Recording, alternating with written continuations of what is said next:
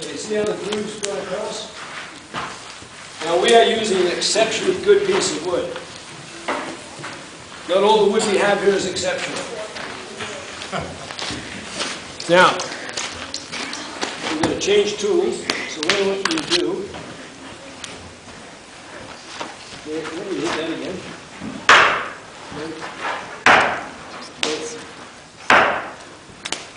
Okay. Yeah, there.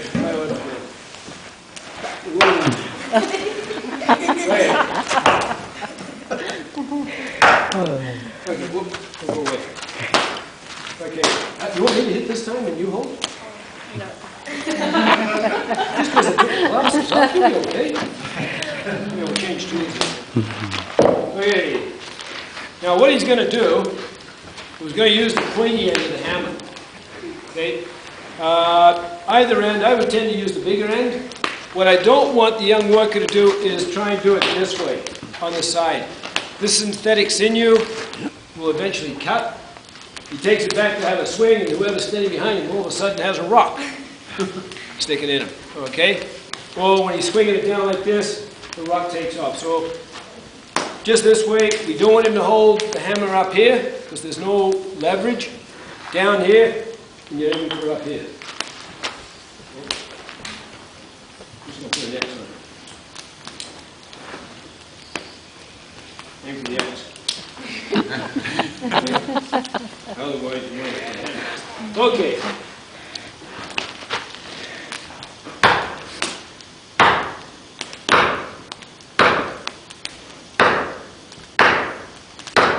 Keep going.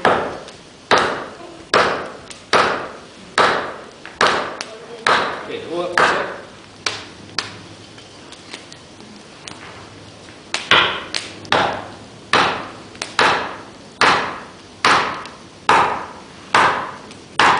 Thank you. There we go. Yeah. That's it. That's not bad. Now we made that look easy. That's because we're in a Of course, yeah. I don't think you guys are going to have that much luck. I'm not going to hide this piece of wood until next week. This one works better, right? Yeah. I tell you what. That's a nice cedar. Yeah. You're going to come up. Okay, here's the test. This wedge, which hammer? Which hammer are you going to use to hit this one? You. Okay, switch hammers? Okay, well done. That's a test. If you got that one, I might have let you hit it. Okay, so now we're going to make kindling. Good. That's good. That's good.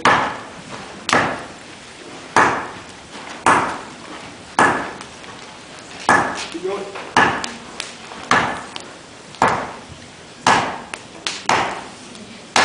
Excellent. Go forward.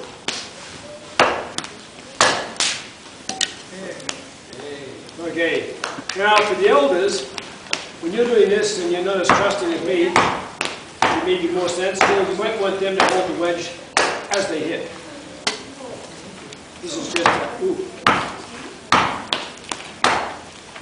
It's just a thumb, you got two. I don't need this one right now.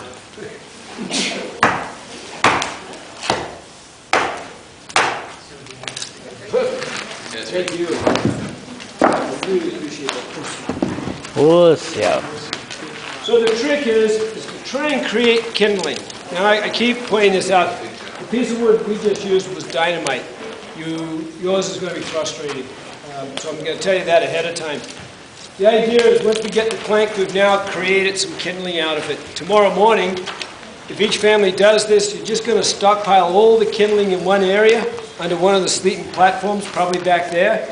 And tomorrow morning, the woodworkers can take the kindling, and they're just going to put it in the fire where they want it. And they're going to create some log cabins, just like that.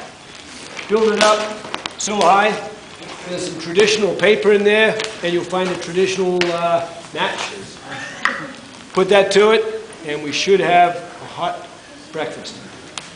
If they aren't successful, Oatmeal with cold water works just as well. So we'll keep our fingers crossed. But basically, we're going to find some time today where we're going to have you work. Because of the size of the group, we'll probably have to do some working on it and some not. Over there, I've cut some new cutting blocks. And what I mean by cutting blocks, they're lower so that when you're working on Way it, over there. it's more your height. So you just got to take them to where you're going to do the cutting. The big thing is, when you're finished, I'd like you to put the tools back into a family box. And I'd like the cutting blocks, you can just put them back underneath the sleeping platforms.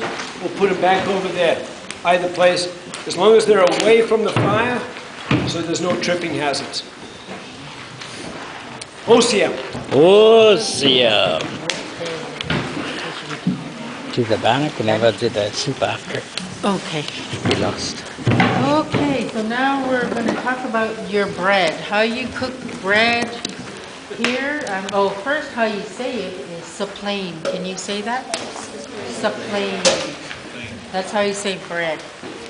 We have enough for you all to have one bannock. There's a lot of you, so Natasha made a lot of bannock, but enough for you guys to have one. So they're all made into little patties, just like this. And the smaller your bread is, the faster it'll cook. So if you find your bread is a little too big, then take the dough off and then put it back in the bowl. But your bread, you're going to put it on your stick like a short hot dog bun.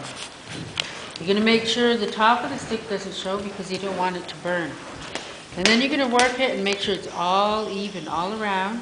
And then you're going to pinch the bottom once you get it down looking like a short hot dog bun.